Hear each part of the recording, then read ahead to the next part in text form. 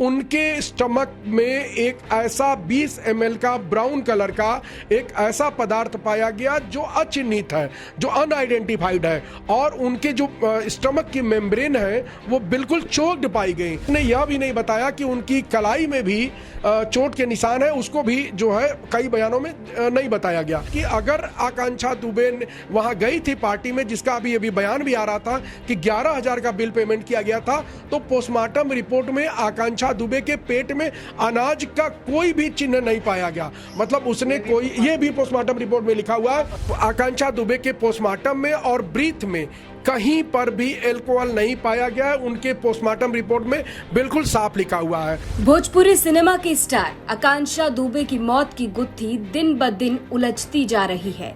वाराणसी में 26 मार्च को सारनाथ स्थित एक होटल के कमरे में आकांक्षा की बॉडी मिली तो बवाल मच गया। एक तरफ आकांक्षा दुबे के परिवार ने भोजपुरी सिंगर समर सिंह और उसके भाई संजय सिंह पर हत्या का आरोप लगाया, तो वहीं आरोपियों के घर वालों का दावा है कि उन्हें झूठा फंसाया जा रहा है। अब तमाम सवालों के बीच आकांक्षा दुबे की पोस्टमार्टम रिपोर्ट ने कई बड़े राज खोल दिए और इस मौत की गुत्थी को और भी उलझा दिया। आकांक्षा दुबे के वकील शशांक शेखर त्रिपाठी ने पोस्टमार्टम रिपोर्ट के आधार पर कई बड़े दावे किए। उन्होंने बताया कि आकांक्षा ने किसी प्रकार का नशा नहीं किया था, न ही उसके पेट में अन्न का एक भी दाना था, लेकिन उसके पेट के अंदर एक भूरे रंग का पदार्थ पाया गया, जिसकी पहचान अभी तक नहीं हो पाई है। इसके साथ ही उसके हाथ पर चोट के निशान भी थे। पोस्टमार्टम रिपोर्ट से हुए कई खुलासों के बाद आकांक्षा दुबे के वकील इसे सीधा हत्या बता रहे हैं और साथ ही पुलिस के अधिकारियों पर कई गंभीर आरोप लगाए गए। तो आकांक्षा दुबे के वकील इस मामले में अब सीबीआई जांच की मांग कर रहे हैं। भोजपुरी फिल्म अभिनेत्री आकांक्षा दुबे की मौत को आत्महत्या मानकर पुलिस इन्वेस्टिगेट कर रही थी, लेकिन इस मामले में एक नया मोड़ अब इसलिए आ गया है क्योंकि आकांक्षा दुबे के वकील ने आकांक्षा दुबे के पोस्टमार्टम रिपोर्ट के आधार पर कई सवाल खड़े किए हैं। सीधे तौर पर वो इस घटना को आत्महत्या न मानते हुए किसी बड़ी साजिश की तरफ इशारा कर रहे हैं। हमारे साथ इस मामले में आकांक्षा दुबे की तरफ से वकील शशांक शेखर त्रिपाठी जी हैं। इनसे जानते हैं कि जो पीएम रिपोर्ट आई है वो क्या कहती है और इस आधार पर आप क्यों सवाल खड़े कर रहे हैं। देखिए, सबसे पहले तो इसकी जब प्राथमिक स्तर पर जब इसके एफआईआर के लिए आकांक्षा दुबे की मां थाने पर जाती हैं तो वो लिखित तहरीर देती हैं कि हमारी लड़की की हत्या कर दी गई है, उसका एक्सटॉर्शन किया जा रहा था, उसको ब्लैकमेल किया जा रहा था। लेकिन थाना सारनाथ के दरोगा जी द्वारा उनके तहरीर को इग्नोर करके बोल करके दूसरी तहरीर लिखवाई जाती है। इसका मतलब साफ है कि वे हत्या के प्रकरण को आत्महत्या में कन्वर्ट करवाना चाहते थे। और हम लोगों का यह मानना है और आकांक्षा दुबे की माता जी मधु दुबे का भी यह कहना है कि इस प्रकरण को, इस हत्या के प्रकरण को पुलिस, थाना सारनाथ की पुलिस इसको आत्महत्या का मोड़ देने का प्रयास कर रही है। अभी कुछ दिनों पहले, कल या परसों में थाना सारनाथ के पुलिस के द्वारा जो विवेचना कर रहे हैं और पुलिस के 1-2 अधिकारियों द्वारा आकांक्षा दुबे के पोस्टमार्टम रिपोर्ट पर 1-2 बयान आए, तो मैं उसको आपको बता देना चाहता हूं, उसका स्पष्टीकरण बताना चाहता हूं। एक बयान यह आया कि शी इज ड्रंक्ड, लेकिन आकांक्षा दुबे के पोस्टमार्टम में और ब्रीथ में कहीं पर भी अल्कोहल नहीं पाया गया है। उनके पोस्टमार्टम रिपोर्ट में बिल्कुल साफ लिखा हुआ है। उसके बाद ये बयान आया है कि इसमें है ये वो सी इज नॉट, वो अल्कोहल नहीं पाया गया, ठीक है, नॉट अप्लीकेबल। उसके बाद जो है उनको ये बताया गया कि वो एक पार्टी में गई थी जो ब्रेकअप पार्टी थी। उस पार्टी से आने के बाद आकांक्षा दुबे काफी दुखी थी और इसलिए उन्होंने सुसाइड अटेम्प्ट कर लिया। परंतु उस पार्टी को जिन्होंने ऑर्गेनाइज किया था उसको पुलिस ने प्राथमिक जांच किए बिना छोड़ दिया। उस पार्टी में सिर्फ 3 लोग थे, अरुण जी की पत्नी श्रद्धा जी और आकांक्षा दुबे।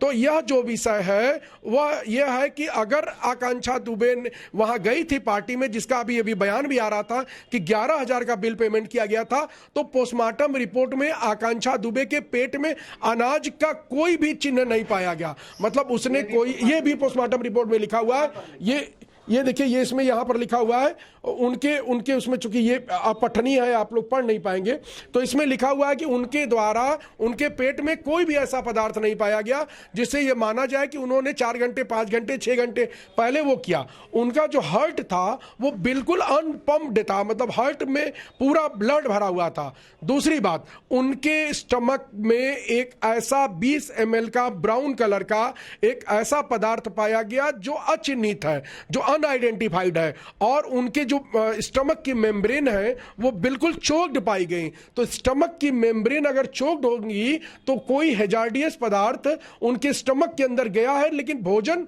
और अगर वो कहा जा रहा है शराब, वो उनके पेट में नहीं है। और पुलिस ने यह भी नहीं बताया कि उनकी कलाई में भी चोट के निशान है, उसको भी जो है कई बयानों में नहीं बताया गया।